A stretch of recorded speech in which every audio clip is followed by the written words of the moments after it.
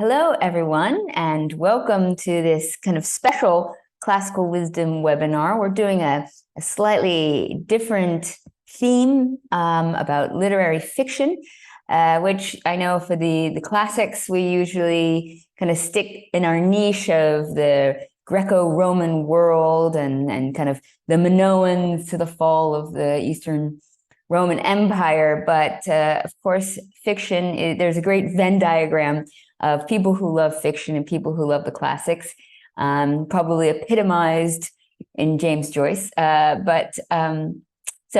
I'd like to welcome everybody to today's event on the death and resurrection of literary fiction. Joining me is Joel Bowman. He's a journalist by vocation. His essays and columns have appeared in numerous news outlets, academic journals in the US and abroad. And after 2 decades writing and speaking publicly about politics and economics and international living, Mr. Bowman has turned his hand to fiction. And his first novel, Morris Alive, received critically acclaim from multiple New York Times bestselling authors.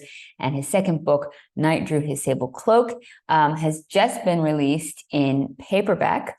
You can also follow Joel Bowman's writings, Notes from the End of the World in Argentina, where I'm also located because we are in the same apartment and he is also my husband. So there'll definitely be banter, I can guarantee you. And we're going to bring everybody into our home. Now you can see what's on the other side of the wall because that's his background. So thank you, Joel Bowman, for joining me today.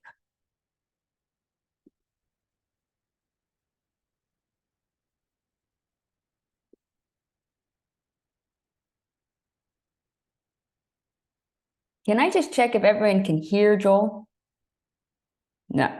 Okay, because I can hear him through the wall, but I can't hear him in my headphones. So let's see if you can try that again, Joel. Can everybody hear me now? Yep. Okay, perfect. All right. So take two. Okay. Thank you, Joel Bowman, for joining us today.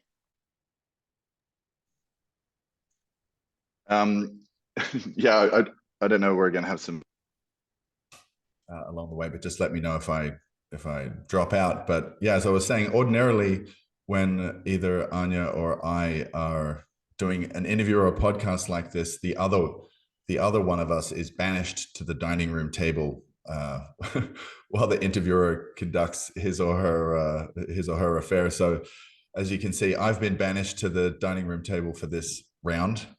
But I'm happy for all the classical wisdom readers that have taken time out of their. Oh, I feel like you've cut again.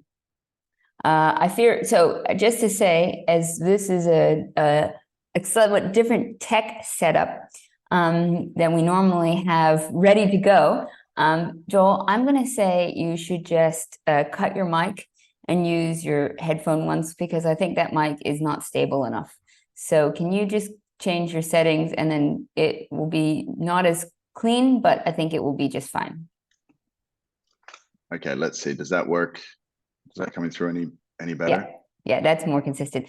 So yes, I want to thank everybody for joining us. And yes, as the battle of who got the office or the dining room table commenced, I like to remind him that this is my channel. So with that, I'd like to kind of get started about literary fiction. And I wanted to begin a little bit with some kind of reference to the classical world, because I do know we have so much classics lovers among us. And, it is interesting because the format of the novel, of this kind of idea of literary fiction, is more modern than a lot of the other forms, poetry, myth making.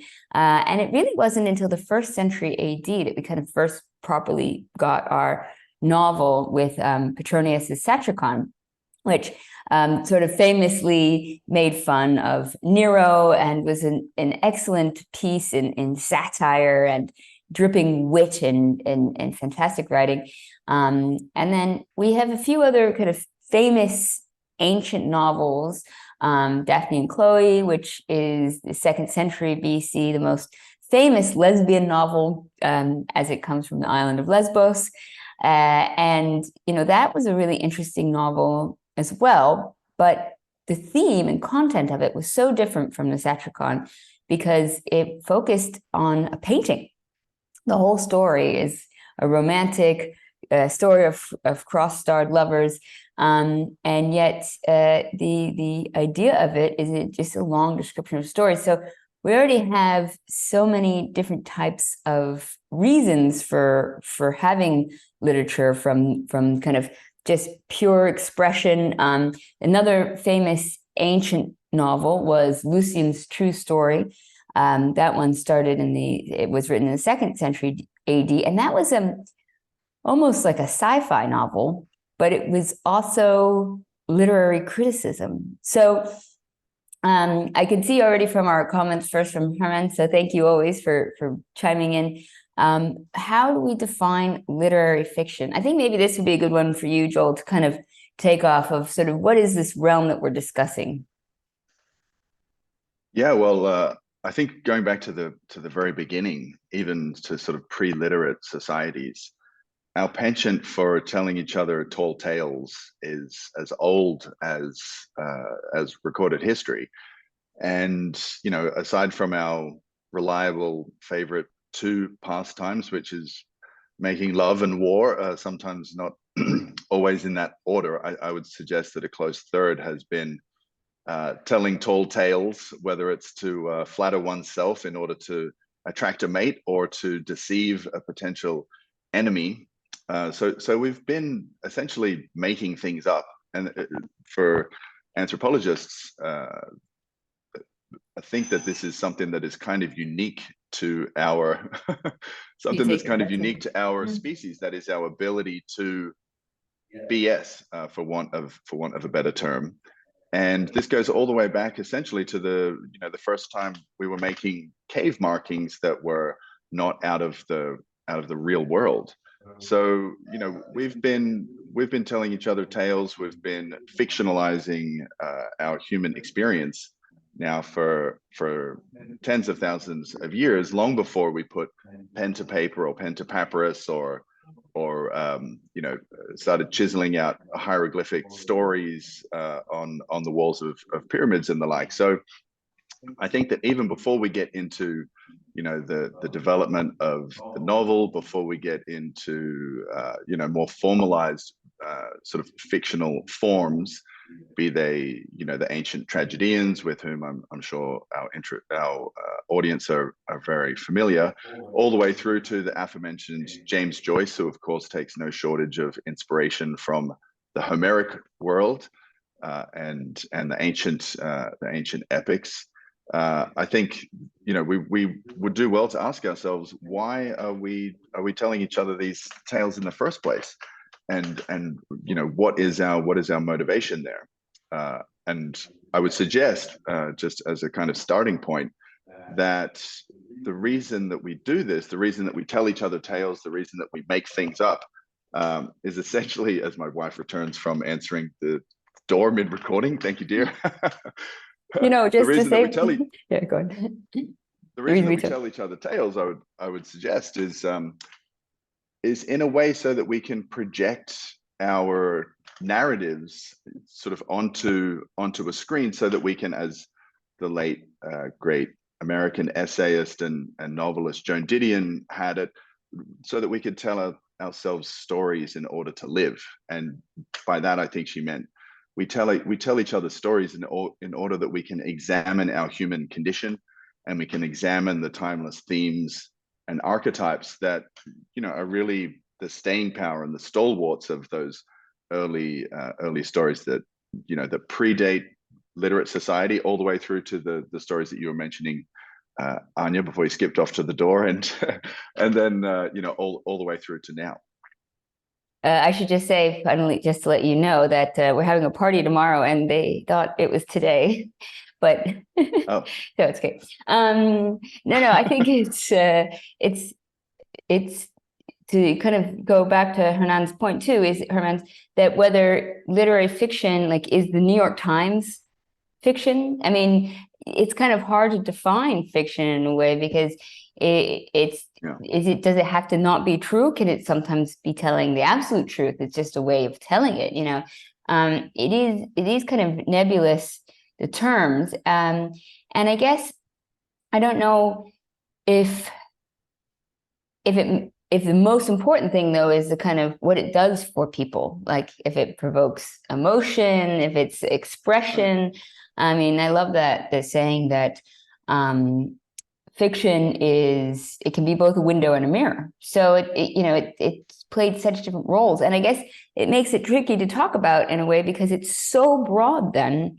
And even just going back to our original ancient examples, if one is a biting satire of making fun of an emperor, and another one is this super sweet, romantic, bucolic description of a painting, like how are those in the same field? Like what is it that unites them? Yeah, well, I would think, I mean, just to get to sort of basic definitions, we're pattern seeking creatures as humans. We tend to like to put things into convenient categorizations, and binary is kind of the easiest of those. So just from the very beginning, we have what we like to think of as a clearly delineated fictional world, and we juxtapose that with what we think. You mentioned the New York Times, for example, or any sort of media outlet that purports to offer a non-fictional version of events, be they a war on the other side of the world, or what the weather was yesterday, what have you. But I would suggest, really, even from the outset, that very, very neat binary delineation is not as indelible or as underlined and well inked as we think it is. And by that I mean, even the most fictitious of events still comes from the author's experience, and it comes from what the author chooses to select from that compromised archive of memory. So even if we're retelling, Jorge Luis Borges has a fantastic line that he says, "In the end, all fiction is autobiographical." And I presumptively appended an addendum to that wry observation of Mr. Borges in my own novel, which we'll probably get to talking about a little later. But I proposed that the corollary was also true, and that is that not only was all fiction autobiographical, but all autobiography is also fictional in a way. And what I mean by that is that even if you're telling the story of your own life, unless you have, in my case, I'll tilt my hand here, even if I had 42 years to recount every single event that had happened for the past 4+ decades in my own existence, I'd be still placing emphasis on some things. I'd be omitting some other parts that I might not care to imagine as vividly, and so that we commit errors of commission as well as omission when we're recounting even things as near and dear to us as our own history. And then conversely, when we look at a paper of record, so-called, we're still relying on a journalist to pick out certain so-called facts and to contextualize them in a way that it can only give a particular vantage point of a given hard news story. So I would suggest, even from the outset, that the very convenient and very comfortable delineation between what we think is fact and fiction is not maybe quite as well defined as we would like to think it is. Now, I saw that Stuart made a good comment. Interesting to think about whether telling stories is more for the audience or the author. And it was actually something I wanted to ask everybody sort of in the chat at the very beginning is, do you see yourself as a reader, a writer, or both? And I'd kind of love to know what people see themselves, because, I mean, how we experience the novel, I think, is sometimes determined by whether we are also writers or readers. And, as you just mentioned for your book, like the process of how you read a book becomes very different. Oh, excellent, Susan, twice published. Well done. I love that we have such a wonderfully accomplished and fantastic community. But it's the what does a novel mean if you're a writer? Like, because then you read with such a different intent. You know, you enjoy just sometimes the language. I mean, Joel makes a joke all the time that he thinks plot is just what do you say? Well, it can be kind of a cheap refuge for people who struggle building relatable characters. You know, the kind of surprise who did it at the end can, if you know, it might be kind of a last resort for you know, for certain authors. But to your point, Anya, and congratulations to Sue on being a twice published author. Fantastic to have you with us today. To your point about the difference between the approach that both an author and a reader bring even to the same book, I was thinking earlier that it really speaks to why I think literary fiction stands out, and in particular in the form of a novel, why I think its reports of its death might be premature and exaggerated, as the saying goes. And the reason for that is people, you know, often like to say, well, we have movies now, we have new communication technologies, the kids have whatever it is they have, TikTok or social media or something in the, you know, a digital device in the palm of their hand. We suffer from these attenuated attention spans. So who is going to sit there and wade through the first 100 pages of Faulkner's The Sound and the Fury, you know, a notoriously difficult slab of syntax to get through before you even realize that, oh my goodness, this is you know, a narrative told from the first person perspective of somebody with, you know, what we would call a compromised narrator. And how do I even kind of get into this? And then you think, well, what agent is going to read that, you know, first 100 page, and would Faulkner even get published today? Never mind Nabokov and Joyce, who you mentioned earlier. But the reason that I'm rather sanguine about the future of literary fiction and in the novel form in particular is that it's that meeting between the author and the reader, which is really, it's really personal. And it involves a lot of what you as a reader bring to the text.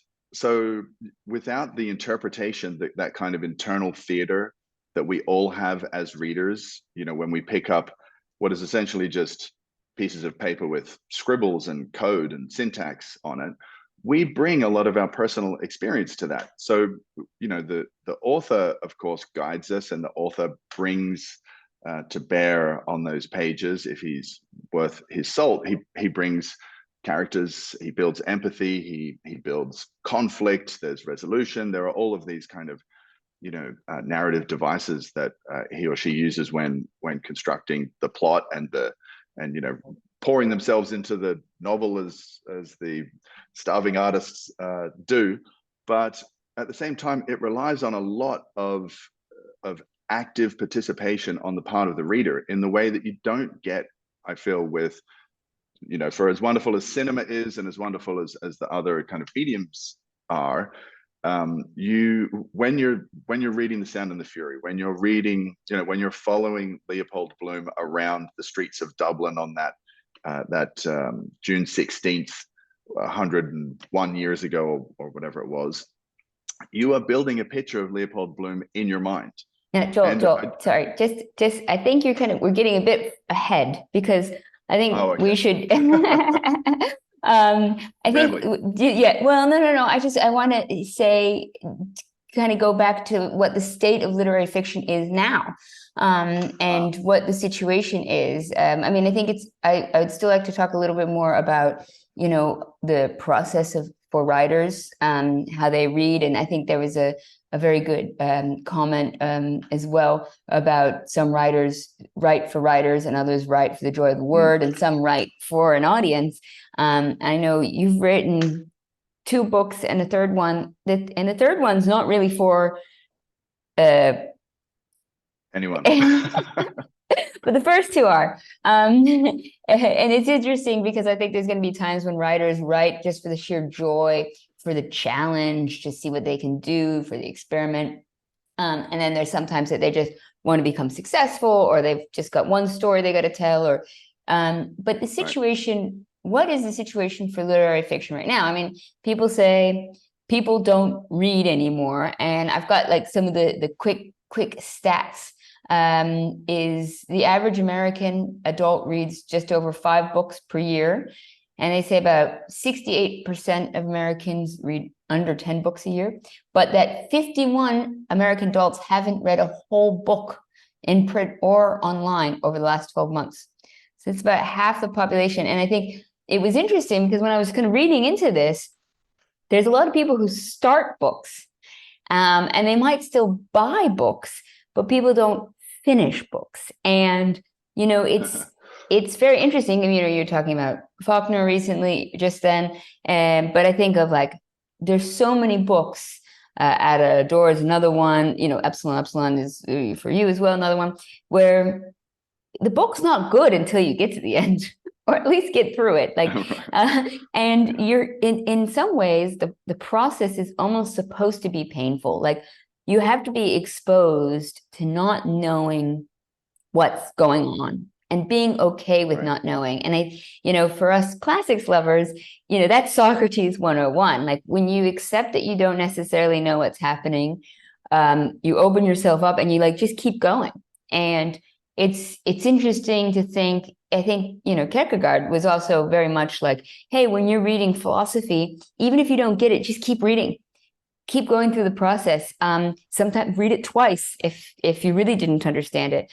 But I think our current culture, people aren't as accepting of not knowing what's going on. Like, they want to know. We live in anytime there's a political situation or a social situation, you're supposed to know immediately. Like, saying you don't know, opening up yourself to not knowing. So it kind of makes sense that a lot of people start books, but they don't finish it, because once they realize they don't know, they're discouraged. So that's kind of, I like that comment where maybe we're lacking interpretive reading as well. But it's interesting to see that, say, in 2016, the average number of books people engaged with during 12 months was 15, and in 99, it was 18. But then now it's so much less. So what has happened to both the reading public, but also the publishing industry? Yeah, I mean, it's a really good question, and I think you know, a lot of the kind of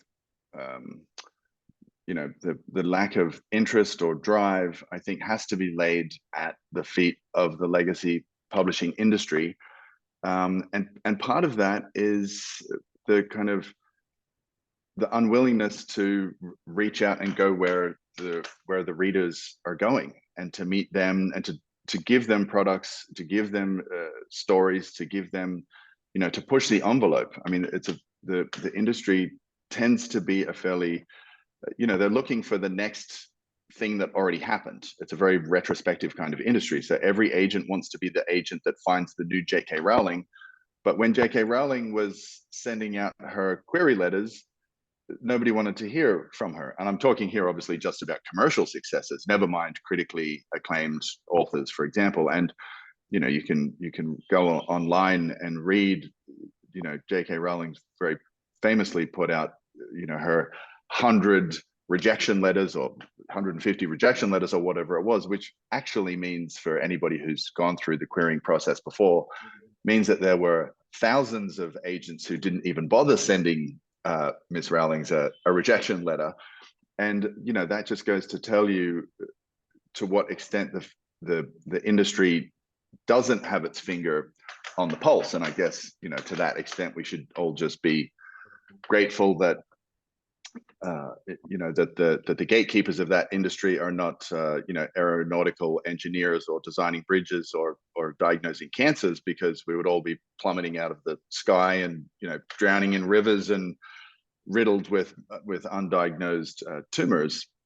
But yeah, I think the opportunity, the kind of flip side of that is that, you know, whenever one industry becomes kind of stale, or it becomes you know, too kind of conservative in its approach, particularly when it comes to the arts, then I think you see this kind of stagnation, and maybe the public appetite for what they're producing falls off commensurately. But then it's up to authors, it's up to independent authors, and this is where I'm very kind of sanguine about the future with regards to platforms like Substack, like people being able to publish their own ideas directly to their readers without having to go through, sort of big legacy publishing houses who, to my mind, kind of have one foot in the tar pit.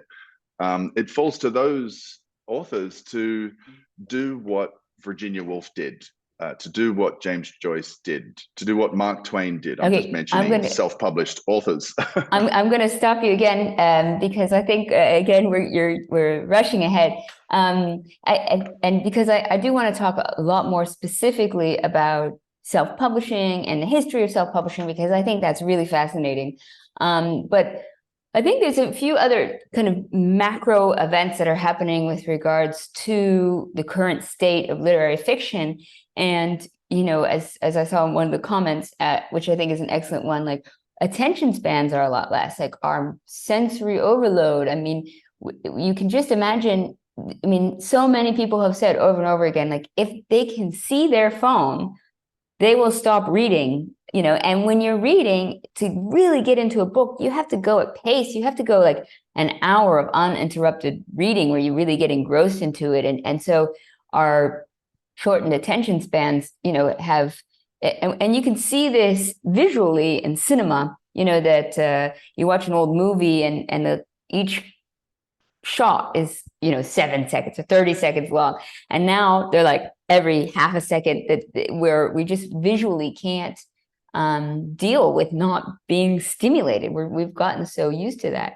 But there's also some other interesting trends, and I saw this, and it was written up recently in the Free Press article too, about, there's been this great shift in the publishing industry being run by women. And hey, I'm a woman, I'm very happy about that. But it also means that right now, the majority of fiction readers are all women. The majority of editors are all women. The whole industry is now a woman-dominated industry, which is great in many, many, many ways, but it's also not balanced. It's because women traditionally, or like historically, are more risk averse. So the really extreme things, they might not be as much willing to publish.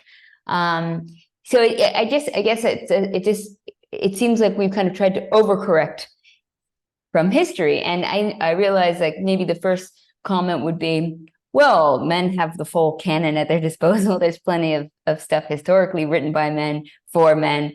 So it's time to sort of write that balance. But it is interesting because we're kind of in a time period where we are trying to define, how we're all supposed to get along, the roles of men and women, masculinity, femininity, all these things. And literature plays such an important role in shaping narratives that both, like I said, can be a mirror to our society or be a window into what our society can be. So this is important to also have men at this time period writing male characters that we want. Your first book, for instance, one of my regular readers and a professor wrote in and said he loved how you wrote about romance in a normal guy way. I've never been so flattered to be called a normal guy before. I'm honored.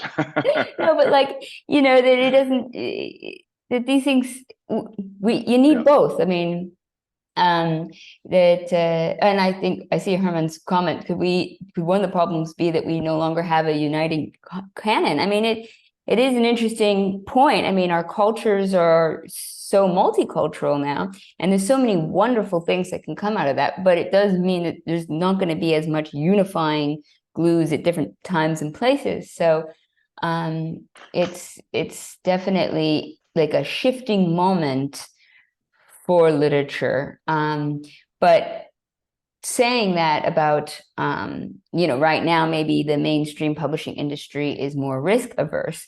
Maybe this is a good point to bring up sort of the history a little bit of the avant-garde publishers. And so you mentioned James Joyce. Maybe you could talk a bit more about James Joyce and Virginia Woolf, because I think they've got some great kind of insights of what publishing and fiction kind of should be like. Right. Well, I shudder to think what a canon would look like without, the aforementioned authors, and yet it's a little chilling to think or to consider that there's almost no chance that either of them would be published today. Certainly, even in Mr. Joyce's time, his books were censored, and I remember seeing an interview with the great Joyce scholar Anthony Burgess, obviously a novelist in his own right, but a literary, very, very keen literary critic as well. And he talks about having to travel back from Paris with the pages of Joyce's text taped to his body underneath his very, no doubt, very dapper suit. So it was, the threat of censorship is nothing new. The threat of, a kind of entrenched, somewhat backward-looking conservative publishing industry is not something that authors haven't had to deal with in the past. I think what the challenge, to lay a challenge at the feet of writers, of male writers and female writers alike, the challenge to break that mold is to be bold and to do something that doesn't require, write as if it doesn't require permission, in other words. And that that is something that is something of an endangered mindset in this moment, because we do have people deal with the threat of cancellation. They deal with, oh, you used the wrong word. I mean, you would have to cancel out half of Ulysses if we were to black out words that were not allowed to be said.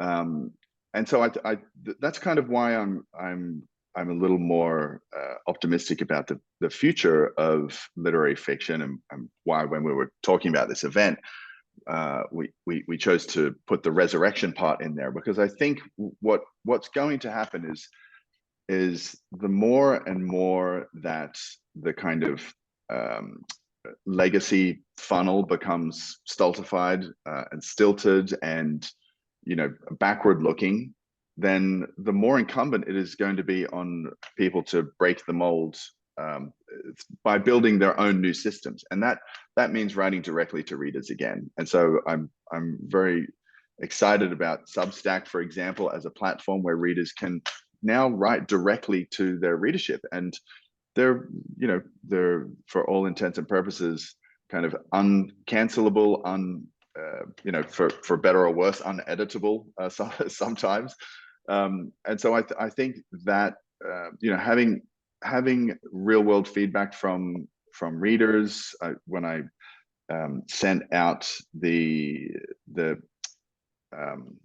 galley proof for my latest novel, Drew Her Sable Cloak, I invited feedback from my readers that follow me on Substack, and a few dozen very generous readers wrote in and said, I'd love to copy edit that for you, or to give it a reader's eye. And so it was, and a lot of them sent through very helpful helpful points and guidance, and told me parts that were not quite so believable, and where attention dropped off, and everything down to just the million typos that I make while I'm sort of feverishly bashing away at my keyboard. So this is the kind of thing that I'm really excited about.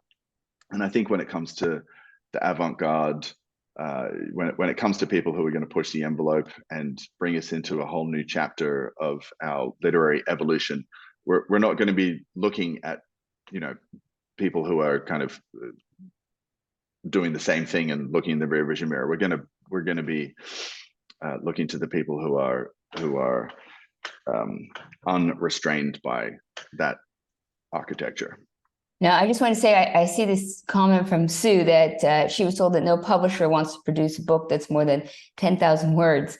It's interesting that you say that, because I was just talking to a professor the other day, And he said he had a new book about, I can't remember exactly which one. I've been doing quite a few of them at the moment. But it was really interesting because he said, oh, the publisher is doing a series, and the rule was like the book couldn't be more than like 50 or 100 pages. And that was like the rule, that they were doing all these series and they're just reducing the size of the books.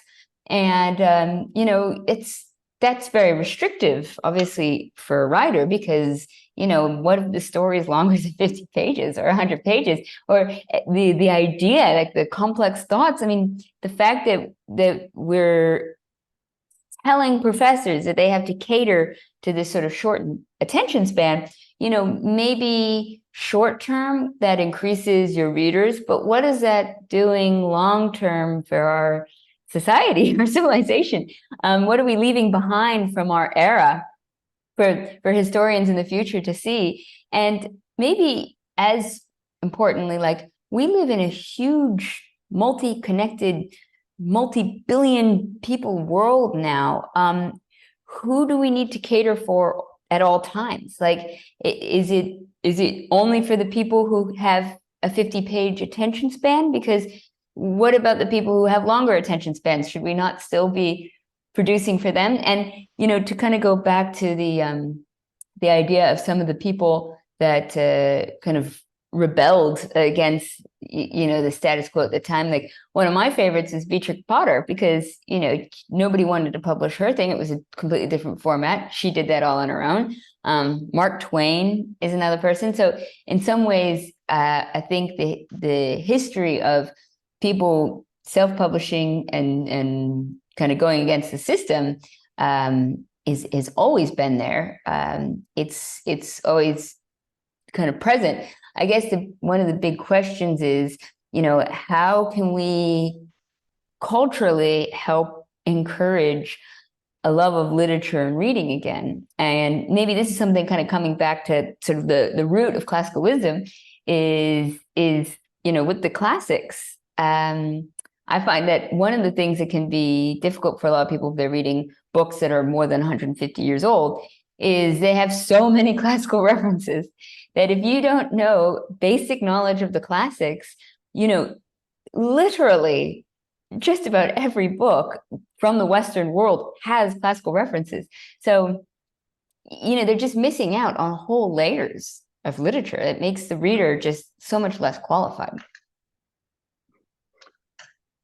Yeah, well, I mean, as you and I have spoken over many an unhurried lunch down here at the end of the world, everything from literary fiction to wandering around, the hallowed halls of whatever museum you spend your weekends in.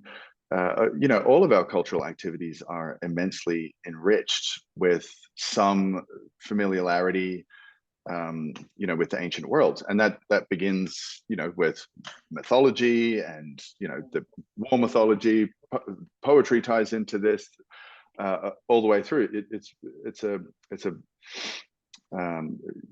somewhat of a diluted experience wandering around the Louvre and not having a pretty good working knowledge of ancient Greek mythology.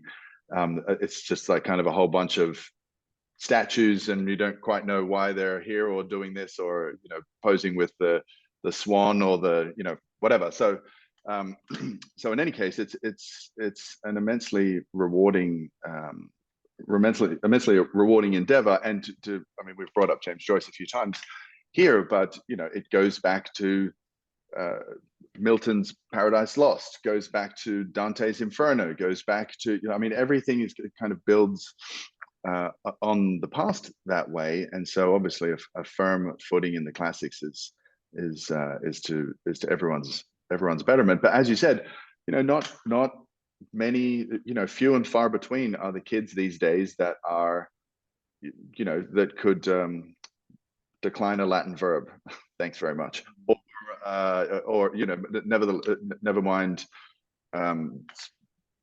read in some ancient Greek or Homer in the original. I mean, and yet that as facetious as that sounds today, there was a point at the founding of the United States political project, call it, when ancient Greek was very nearly the official language of the land. It was the language in which Jefferson and Adams occasionally corresponded with one another. This was something that men and women of learning, they very much understood the importance. And part of that was because they recognized that entrenched not only in those mythologies, but also in literary fiction, in all the classical and ancient texts, there was a deeper understanding of the timeless, troubles and travails that assail mankind. We've been dealing with feelings of love and loss. We've been dealing with pride and heartbreak. We've had episodes of folly and hubris. These things are not new to the human psyche. They may be amplified with the use of digital devices and so forth, but we're really amplifying what is essentially the human condition, and the human condition has been projected through means of fictional storytelling through its various mediums since the beginning of time. And I think that speaks to the staying power of these stories. It's because when we read something, and spoiler alert, it's longer than 50 pages, but when we read The Siege of Troy, or you and I were speaking at lunch the other day, Anya, dear wife, about the scene in the Iliad where Hector kisses his son goodbye and waves farewell to his wife, knowing full well that he's probably not going to return from the battlefield. And so what do we do when we encounter that as a reader, when we play that out in our internal theater? What I think we're doing is microdosing. We're microdosing elements, timeless elements of the human condition, and we're learning how to. I think you had stepped away earlier, but I mentioned that Joan Didion said we tell ourselves stories in order to live. And what I think we're doing there is we're playing out tragedy on the stage or in our head. We're playing out these timeless arcs that we put down in fiction. We're playing them out in our head so that we can manage and we can cope and we can understand with the things that happen in our lives. And we're going to deal with all of those things. We're going to deal with loss at some point in our life. We're going to grieve. We're going to feel the lure of the sirens. And if we are familiar with those things and we have met the author halfway, in other words, we have taken on the story that the author has written and we have constructed it in our own mind, then in some way I think we feel like we've prepared in a small way for that. And I'll just quickly add George Steiner, another late great literary critic of the last writing in the last sort of 40-50 years. He had a fantastic lecture on why we continue as a species to indulge in tragedy. What all the way from the Greeks, who went along and who would have been very familiar with these recurring themes. They would have known the Theban plays inside and out, the Oresteia. They could have recited whole passages from. So why year after year would these people return to see bloodshed and matricide and incest and all the kind of gut-wrenching these fantastic themes that play out in the tragical sense on the stage? Why would were they just masochistic? Why would they subject themselves to this? And again, I think it's because it was a way of understanding vicariously those inevitabilities, those timeless inevitabilities that we all have to encounter. And again, we kind of microdose that in order to inoculate ourselves. We tell each other stories in order to live, in other words. Yeah, so I just wanted to add in some of the comments from the chat, which I thought were very astute. Stuart said, sounds quite stoic. And I think that is completely true. I mean, there's a lot of ways to anti-fragilize ourselves, and contemplating things that are difficult before they happen is absolutely essential. And I think Mark's quoting Nietzsche is another one. We have art in order not to die of the truth, which I think is fantastic. Yes. Now, Joel, we have a few questions that I think it would be good to address. And one is sort of the Substack publishing industry sort of route. Stuart wrote, would it be better to become known first and then just write what you want, experiment? And then Kent kind of did an add to that, back to the original question of how does one protect one's work on Substack? So Substack, is a decentralized platform with regards to the publishing industry, but should we sort of still be trying to kind of go the traditional route and then find freedom, or kind of go via Substack first? Well, it's kind of a tough question to answer. It's a very good question. It's a little tough to answer because I think it depends very much on one's individual circumstances.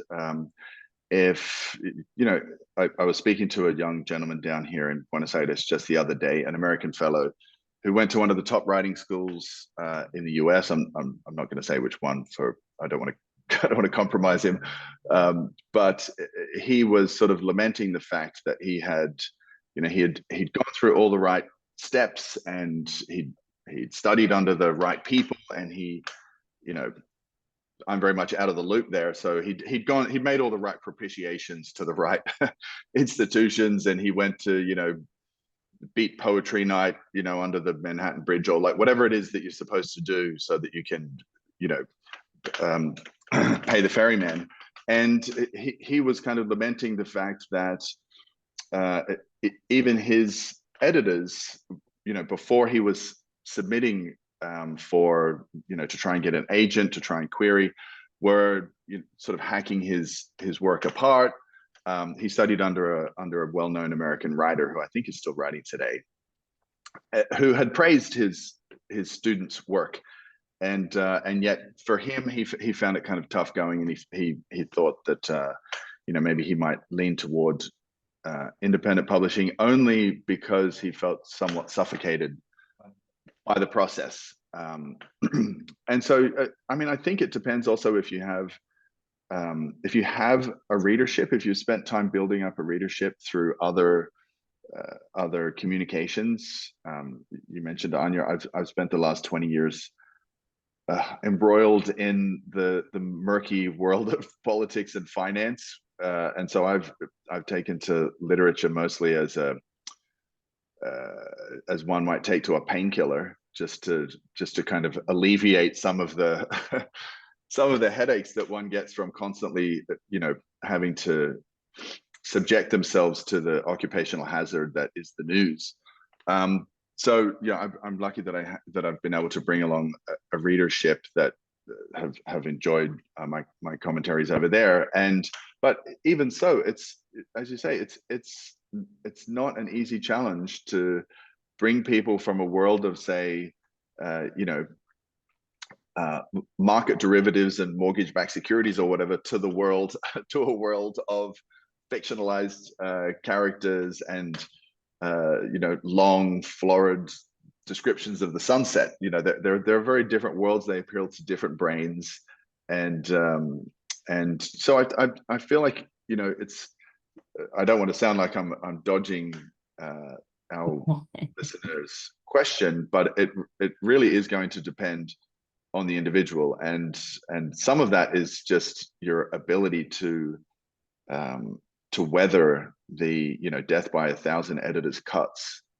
If you can stand that, then you're probably going to do pretty good. But the only other small comment that I would mention is that you said before, you were speaking about the kinds of books that are coming out now. Maybe they're 100 pages, maybe they're 50 pages, maybe publishers won't publish something over 100,000 words, or they only publish things on certain subjects and not on other subjects.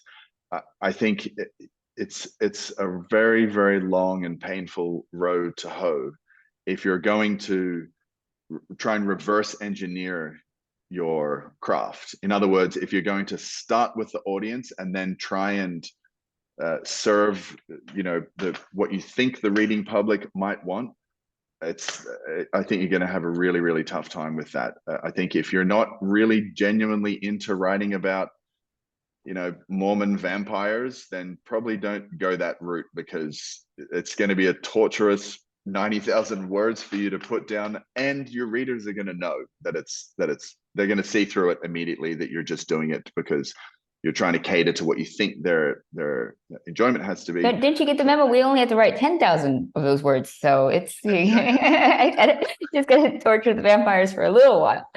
Right. No. So you have to write what you have to write what's in your heart. You can't get around that. Now, Joel, we're almost out of time, and we have quite a few comments. So I'm going to ask we go a little faster pace just for a moment, so we can maybe address a few more of the other comments. Are you asking an author to be concise? Yeah, no, and this author, I mean, maybe Hemingway would be one, but anyone who's read Joel's books will know he's a descriptive fellow. Beautiful writing, of course. So I obviously highly recommend. Now this is a comment from Herman. I once spoke with Henry Louis Gates before he had TV fame. He lectured around the world, and with each lecture, he had 3 different papers. One for Europe, where the attention span was longer, one for the East Coast, where it was a little less, and one for California, where it was even less attention span. How does this relate to Buenos Aires, which is known for its readership, as well as for therapists per capita than any other place? And can I just add another additional anecdote is my grandfather wrote mathematics. He was a mathematics professor, and he wrote textbooks, and he could never sell them anywhere in America. They would only take them in the UK because they said they were too hard for the American students. So yeah, I mean, obviously different cultures are going to have different appetites, attention spans. But here in Argentina, they will. What do you think, Joel? Yeah, well, I don't know.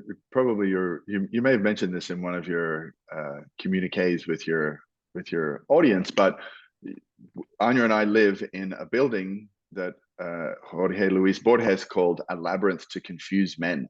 It's here in the Palermo district, down here in Argentina, and I can testify to Mr. Borges's words. I am constantly confused.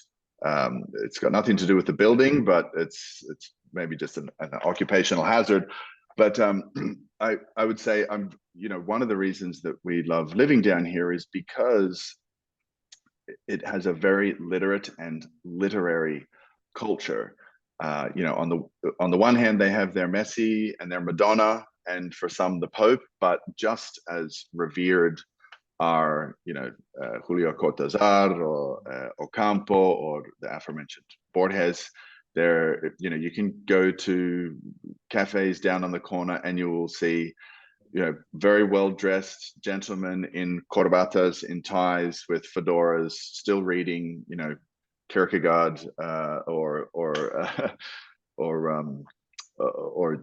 dense classics, and have little time for their phones, which are considered kind of rude at restaurants. So we like that Buenos Aires is kind of unfashionably unprogressive in that sense. Yeah, I think it's very inspiring. And to carry on then from the referencing the phone, and this is the next comment from Evie, following the idea of digital agitation, I think it also comes with a sort of confessional agitation, in some cases self-absorption, that might be an apt description. Reflective or exhibitionist variants might apply equally. I'm also curious about the notion of the hypertext, and I wonder if there is a greater diffusion of telling and storytelling mode that might hinder engagement with telling and craft that requires a departure from the most literal version of first person, both in writing and reading. And I think when you're reading a Kindle, for instance, you can just, pop up, and it's great if you've got reference book and nonfiction, but does does our ability to lose the plot literally make us lose the plot? Yeah, great question. I was, as you were reading out that question, I was just thinking of David Foster Wallace and his kind of his infamous, whatever it was, 200 pages of notes in the back of his tome, Infinite Jest. I think it was Martin Amis, the British author, who said when he read Infinite Jest, it wasn't the jest part that he had a problem with. It was just the infinite, never ending part. But yeah, as far as attenuated attention spans go, certainly, the ability to, with the click of a button or the scroll of a screen, I guess, to be able to, kind of break attention and, go off on some other rabbit hole, or some other, as they say in Spanish, to ir por las ramas, to go off on some other branch of the tree, Which we do all the time. That's good. which we just call conversation here at our dinner table. But yeah, this is it doesn't help with the project. And you just, I mean, I would think to, when you're teaching kids to read, as we are with our daughter at different progressive levels, the idea of, hey, we're having daddy-daughter reading time. You can't interrupt every 5 words and tell me, get to the end of the page, write down the words that you don't understand, try and get a feel for it, come back at the end, and we'll go through them together. We'll learn how to spell them and pronounce them and contextualize them and what have you. But if you're darting off to look at the definition, or to highlight a quote, or to do something, I find that really, really disruptive to the flow of your own imagination and your ability to kind of populate that internal theater that the author is inviting you to participate in. This is another good question is listening to audiobooks missing from the statistical counts of reading? And I did actually look at a lot of these stats, and it showed the increase of audiobooks. And I think the rise of audiobooks is wonderful. I mean, it obviously takes a car ride and makes it productive in a lot of wonderful ways. And I remember as a kid listening to audiobooks on car trips and absolutely loving it. I think, though, it's important that the audiobook experience, it's very different than reading. And, especially when it comes to reading philosophy or something that's classics or literature or something very, very dense. And I see Herman's putting in with audio, one listens to a voice that's not your own. And that's a good point. But I think, and I guess it depends on people's types of brains and how good they are at processing audio information. I'm not that person. I'm a visual person. But also, one of my favorite things sometimes to do when you're reading is you're reading along and you get an idea, or you think, makes you think of something, or you start to wonder about it, or you think, I didn't really read that very well. I need to reread that and see if I focus. But sometimes, especially something like Nietzsche, right? Like, I don't think you could listen to Nietzsche in an audiobook, because you read like a paragraph and then you go, and you spend like some time, like your brain has to extrapolate. But I mean, I guess every brain is different. I don't know, Joel, do you have thoughts on audiobooks versus the reading experience? I'm not a very qualified person to speak on this. I listened to some podcasts, but I haven't listened to audiobooks. But I would only perhaps add that that it should be additional rather than instead of.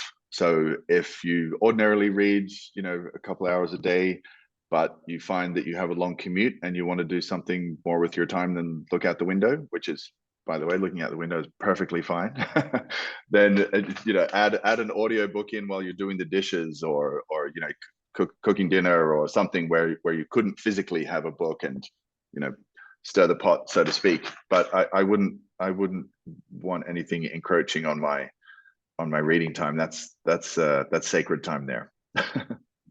I just saw Mark's comment that he uses audiobooks for rereading, and I think that's a brilliant idea. I really like that, because I think all of us, we love our favorite books, and you have memories of them and ideas, and then but it's like the memory, it's hard to retain everything. So it's a wonderful idea to get refreshers or just to kind of cement it. I think that's a fantastic idea. I saw that there's another comment with regards to, and this was from Larry, that with regards to 100-page book levels, some publishers of genre fiction, crime, etc., have stories made up in novellas. I think some genres work in novella form. Let's not forget that some of the great novels, Great Gatsby, for instance, were really novellas. And, I think that's an excellent point. One of my favorite books is Death and the Penguin. I love that book. And it's a very short one. But I mean, well, what would you say, John? Well, I would say that the real issue there, I think, is not necessarily that a good book has to be longer than 100,000 words, or that only books under 100,000 words are not worthy or something. I think the real issue is the imposition of arbitrary quotas to say that this is where we have a good book, and all books that go after 100,000 words are, therefore in some, worthy of canonical treatment or something like that. As you mentioned, shorter books there. I was just read Thomas Mann's Death in Venice, which is essentially a novella, and it's as dense and worthy of as much study as, I would argue, the entire, well, I was going to say the entire series of a very well-known, and many 100,000 worded collection. But all is to say that it's not necessarily that a book is better or worse just because of its word count. I think it's more of a quality over quantity. Yeah, Mark's comment. I wager Borges would disagree with the word minimum, and I mean, true. Like some of his short stories, like The Maker, is one of my favorites, and you read it, it's like a page and a half, 2 pages tops, and you're just transported in a whole world immediately. It's just stunning. I mean, he also said to that very point, he said about novels that he'd rather boast of the books that he'd read than the books that he'd written. So kind of classic Borges. Well, Joel, I think we've probably run through about the attention span of our daughter, who has been very patiently not interrupting us. Where is our daughter, actually, by the way? But I want to just finish up by asking you to please hold up your most recent novel, because I know you won't think to do it otherwise. It's called Night, Drew Her Sable Cloak. If you like Borges, then you will like this book, because it is very much Argentine culture. It's got a lot of classics references. I'm obviously biased, but I think it's a beautiful book on many, many levels. And it goes into warlord China, all drawn on primary sources. So for history lovers, it will be great.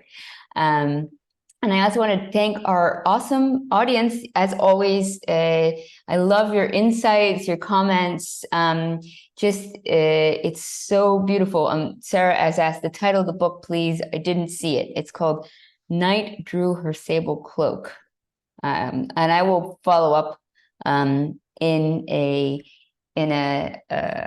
chat, follow-up email with the recording, with links to it as well. And, I also want to just say, I love our community of how many people who have books and have been published as well. And so what I might actually advocate, Joel, is, since you have a publication, Notes from the End of the World, which is rooted a bit in the love of literature, you have been doing a modern flaneur where he does little videos as well from our travels and such. But I might recommend we start a thread there where everybody can share their books as well, because that's a great idea. we have such a wonderful community. I'd love to see what everybody else is also contributing to this great human condition, and society. So I want to thank everybody again, and I hope everybody has a wonderful, wonderful weekend. Yeah, thanks for spending a little time with us and getting to meet some of Anya's readers. Now I know what she does every Saturday when she disappears to talk to hundreds of people online, and very grateful to have been a part of it. So thank you, dear. Let's go to lunch, shall we? Go and get a bite. Thank you, everybody. Have a good day. Bye. Ciao. Bye, everyone. Thank you.